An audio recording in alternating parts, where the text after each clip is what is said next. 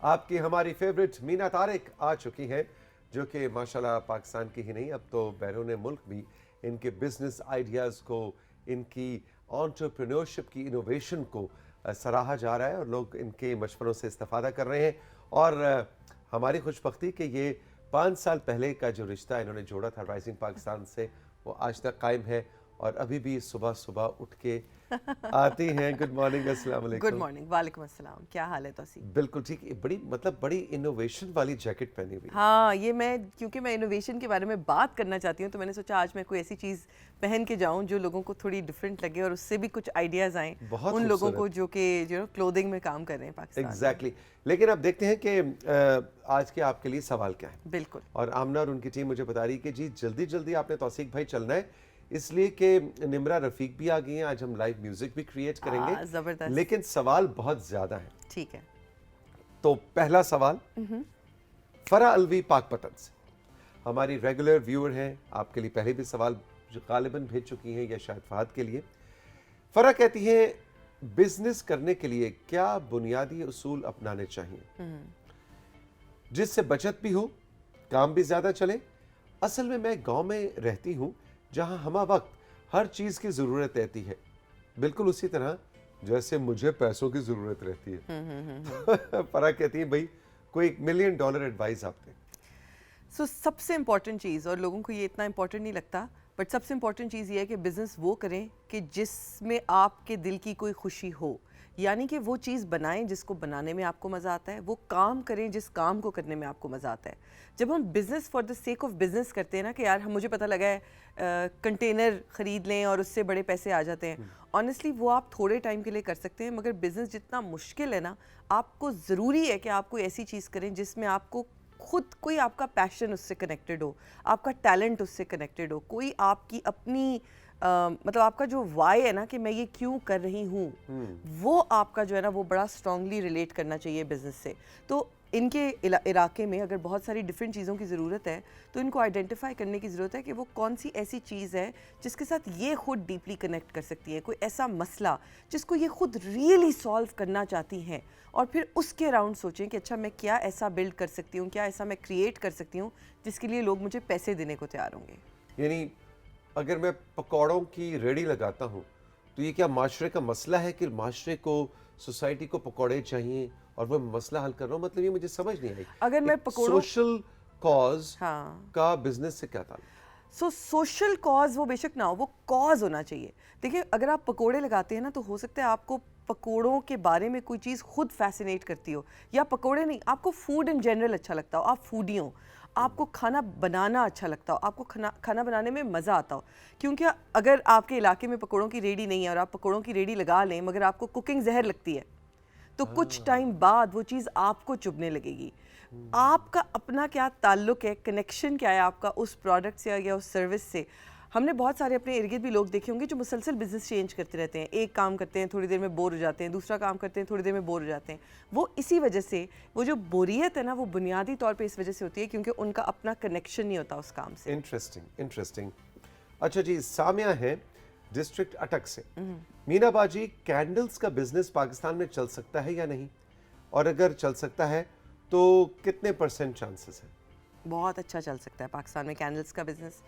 Candles का business एक premium business है, यानी कि ये एक नीड बेस्ड चीज़ नहीं है कि किसी को ज़रूरत है, ये एक नाइस टू हैव चीज़ है, यानी कि मुझे अच्छा लगता है अगर मेरे पास कैंडल हो। तो ज़ाहिर है ये सिर्फ उन लोगों के लिए जिनके पास एक्स्ट्रा पैसे हों, उन चीज़ों पे खर्च करने के लिए जो उनको अच्छे फील कराते हैं, अच्छे लगते हैं। ये कैंडल्स एक ऐसी चीज़ है जो हमारे सेल्फ केयर, सेल्फ लव वाली जो एक वेव चल रही है ना, फील गुड, हाँ फील गुड वाली वेव, उसके साथ कनेक्टेड है। पाकिस्तान में एक बहुत अच्छा बड़ा तबका है जिसके पास ठीक ठाक पैसा है, जो कि फील गुड चीज़ों के ऊपर खर्च करता है, मगर आपने अपना ब्रांड उसी तरीके से क्रिएट करना है। अगर आपने कैंडल्स का ब्रांड क्रिएट करना है तो वो एक प्रीमियम ब्रांड होना चाहिए, वो एक वाकई फील गुड चीज़ होनी चाहिए। आप एक बेसिक कैंडल ब्रांड क्रिएट करके उसको एक एलीट क्लास को बेचने की कोशिश नहीं कर सकते। उसमें कुछ इनोवेशन आनी चाहिए, ऐसा नहीं कि आम मोमबत्तियां बना के अगर आप बेचने लग जाए। बिल्कुल इनोवेशन, पहले बताइए इनोवेशन क्या होती है और ये कितनी ज़रूरी है? इनोवेशन बे इंतहा ज़रूरी है। इनोवेशन होती है कि आप कोई मुनफरिद चीज़ बनाए, कोई थोड़ी सी यूनिकनेस लेके आए जो कि मार्केट में अवेलेबल है, उससे आपकी चीज़ क्लियरली डिफरेंट नज़र आए। लास्ट टाइम भी एक डिस्कशन हो रही थी, एक मैसेज आया था कि मैं सूप का बिजनेस लगाता हूँ, तो मैं अपना बिजनेस कैसे इंप्रूव करूँ, राइट? तो मैं एक सवाल जो उनसे पूछना चाह रही थी, जो पिछले पूरे हफ्ते मेरे दिमाग में था, वो ये था कि कौन सा सूप, क्या वो नॉर्मल चिकन कॉर्न सूप है, क्या वो चिकन एंड एग सूप है, या क्या आपने उस सूप के अंदर कोई ऐसी इनोवेशन की है, वो कोई ऐसा सूप है जो पाकिस्तान में शायद कोई और ना बेच रहा हो, उसमें कोई ऐसी डिफ्रेंसिएशन है कि वो किसी और सूप की के स्टॉल से, सूप की रेडी से डिफरेंट हो, या सूप जो रेस्टोरेंट में मिलता है उससे डिफरेंट हो। मैंने कुछ अर्से पहले एक आइसक्रीम कोन खाई जो कि थी ब्लैक कलर की, जैसे आइसक्रीम कोन होती है ना आमतौर पे, मैंगो वनीला होती है, वनीला स्ट्रॉबेरी होती है, चॉकलेट वनीला, वो पूरी की पूरी ब्लैक, प्योर ब्लैक कलर की थी। उसका नाम चारकोल आइसक्रीम था। और उसका टेस्ट नॉर्मल आइसक्रीम जैसा था, मगर उन्होंने उसके अंदर काला था और लाइन लगी हुई थी हर कोई, क्योंकि वो एक ऐसी चीज़ थी जो लोग ट्राई करना चाहते थे, लोग उसके साथ तस्वीरें खींच रहे थे, अपने ऑनलाइन सोशल मीडिया के ऊपर लगा रहे थे। एक ऐसी छोटी सी इनोवेशन थी उस प्रोडक्ट के अंदर जिसकी वजह से उनका प्रोडक्ट बाकी आइसक्रीम कोन से डिफरेंट लग रहा था। तो सूप्स की भी बेइंतहा किस्में दुनिया भर में, कैंडल्स के अंदर भी, आप कैंडल्स की भी आप दुनिया में देखें कैंडल्स की कितनी किस्में। हाँ। तो आपकी कैंडल कैसे रंगों में इनोवेशन आप कर सकते हैं, उसकी खुशबू में इनोवेशन कर सकते हैं। अब तो ट्रांसपेरेंट कैंडल्स आ गई हैं, लोग साइजेस में करें, लोग इतनी इतनी बड़ी बाल्टी के साइज की कैंडल्स बना रहे हैं, really? जो कि इंतहाई अमीर लोग मतलब हजारों की खरीद रहे हैं, और वो एज स्टेटमेंट पीसेस अपने घरों में रख रहे हैं। इतनी इतनी बड़ी कैंडल्स मैंने देखी हुई हैं। तो इतना कुछ है जो किया जा सकता है, मगर अगर हम चीज़ें पुराने तरीके से करेंगे ना, तो उन बिजनेसेस के रिजल्ट्स भी पुराने तरीके के ही होंगे। बिल्कुल ठीक। नफीस अहमद कराची से।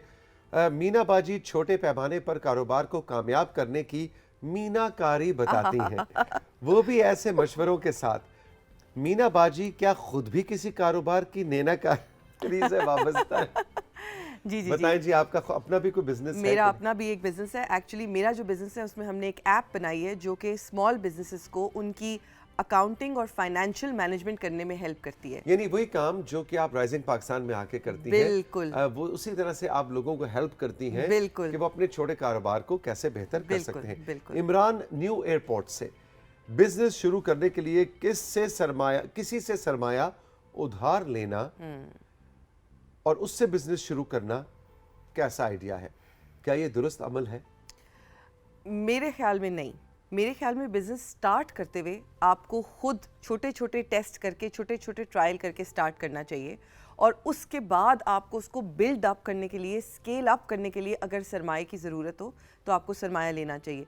शुरू में बिल्कुल आपने हमेशा कोशिश ये करनी है तौसीक कि आप अपने बिज़नेस को स्केल डाउन करें, जितने छोटे लेवल पे उसको लेके आ सकते हैं उसको टेस्ट करने के लिए।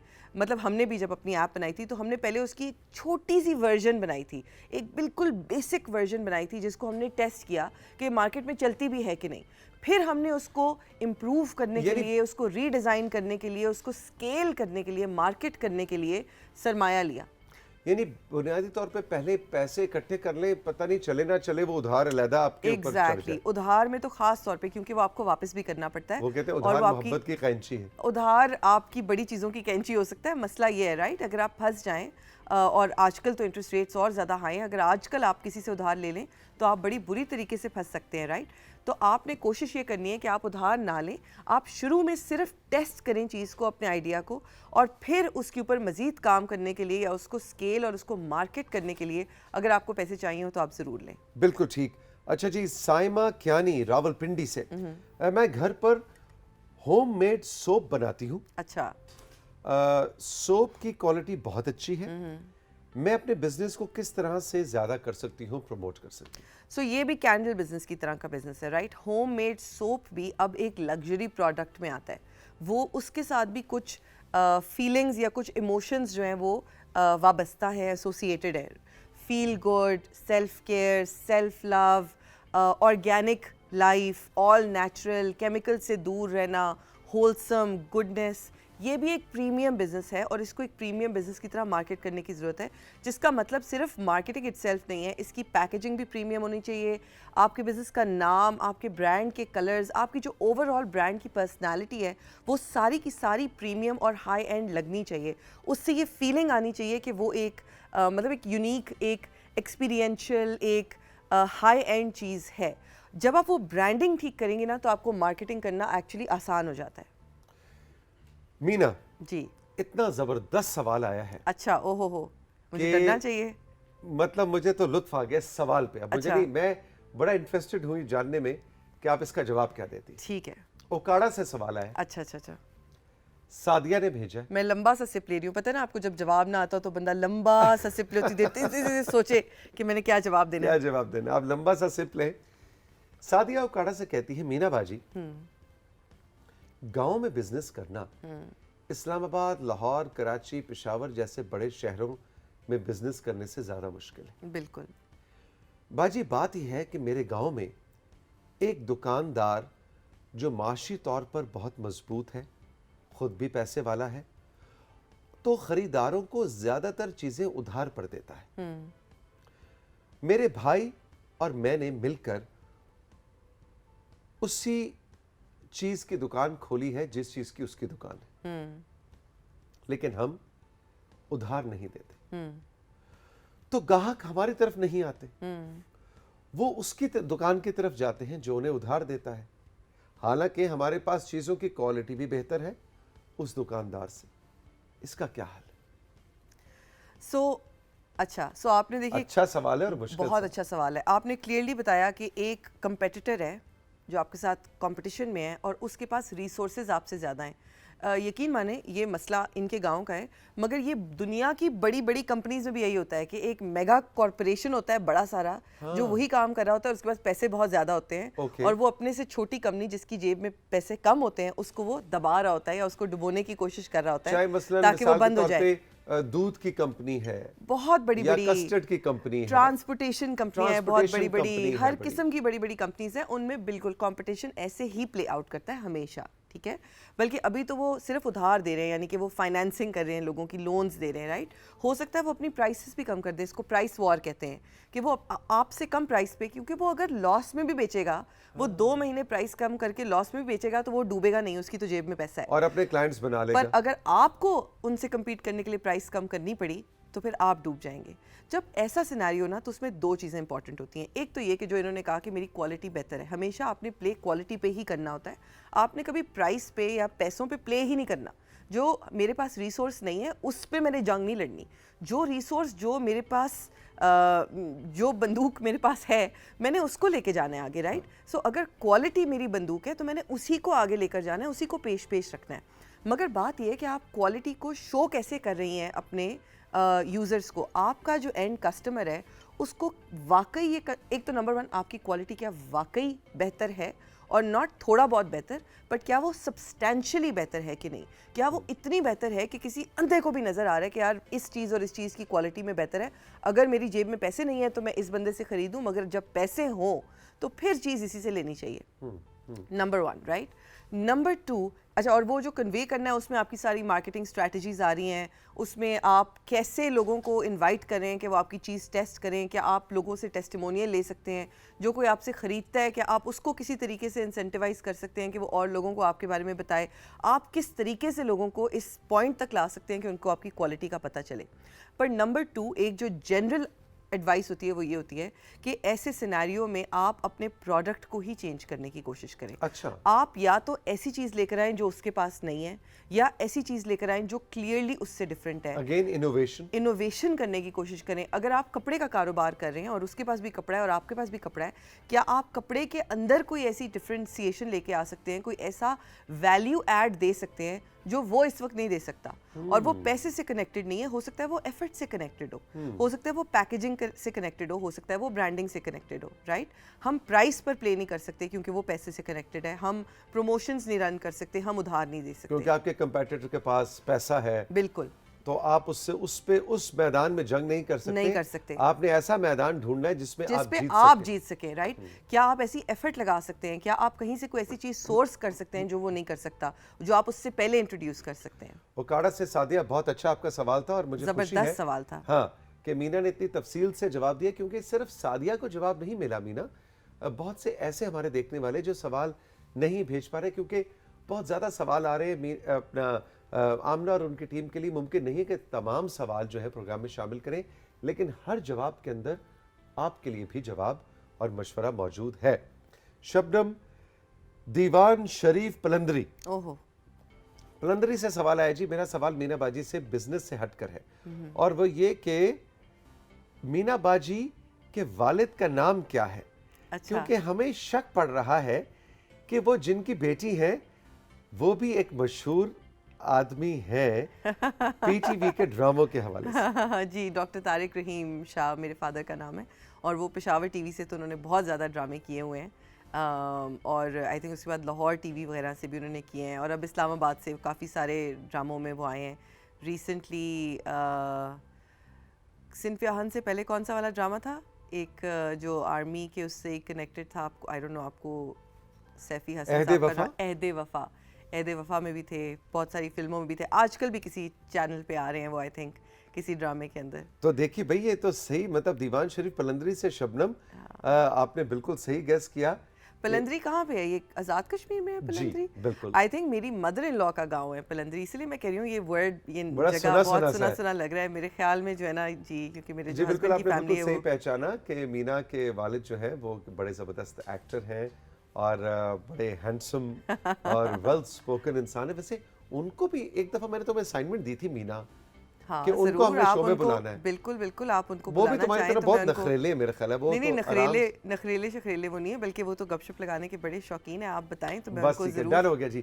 किसी दिन मीना को इनके वालिद के साथ बुलाते हैं, दोनों बाप बेटी का इंटरव्यू करते हैं, सही बात है ना? बिल्कुल interesting idea. Shabnam, thank you very much.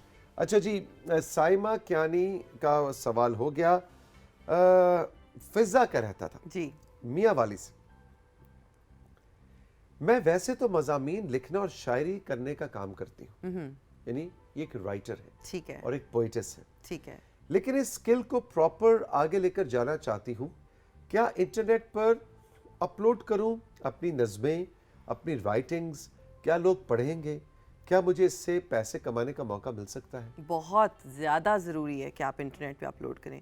देखिए, ये तो ज़माना ही कंटेंट का है। जितना ज़्यादा जो कोई कंटेंट इस वक्त क्रिएट कर सो कहते हैं कि अब जो रिसोर्स वॉर है ना दुनिया में, एक ज़माने में जो जंगें होती थी वो रिसोर्स पे होती थी ना, जहाँ पे पानी होता था लोग कोशिश करते थे, ज़रख़ेज़ ज़मीन लेने की लोग कोशिश करते थे। अब जो लेटेस्ट बड़ी रिसोर्स है दुनिया में वो कंटेंट है, और कंटेंट के ऊपर व्यूज़ कितने आ रहे हैं और नज़रें कितनी और आंखें कितनी उसको देख रही हैं, उसको एब्जॉर्ब कर रही हैं। इस वक्त सारी की सारी दुनिया में गेम कंटेंट की और है। कंटेंट से मुराद वीडियो भी हो सकता है, वीडियो भी हो सकती है, ऑडियो भी हो सकती है, लिखत पढ़त भी हो सकती है। मतलब कंटेंट कोई भी ऐसी चीज़ है जो लोग कंज्यूम कर सकते हैं ऑनलाइन किसी फॉर्म में भी, चाहे वो पढ़ रहे हो चाहे वो वीडियो। ज़ाहिर है वीडियो फॉर्मेट अब ज़्यादा चलता है। हम सारे लोगों की ना अटेंशन स्पैन इतनी हो गई है कि हम देखते ही छोटी छोटी चीज़ें हैं। अब हमसे लंबी वीडियो भी नहीं देखी जाती, हम छोटी छोटी चीज़ें देखते हैं और हम आगे चलते हैं, राइट? तो आपने, अगर आप एक कंटेंट क्रिएटर हैं, आप कंटेंट क्रिएटर हैं, आप शायरी कर रही हैं, आप मज़ामीन लिख रही हैं, वो कंटेंट ही है।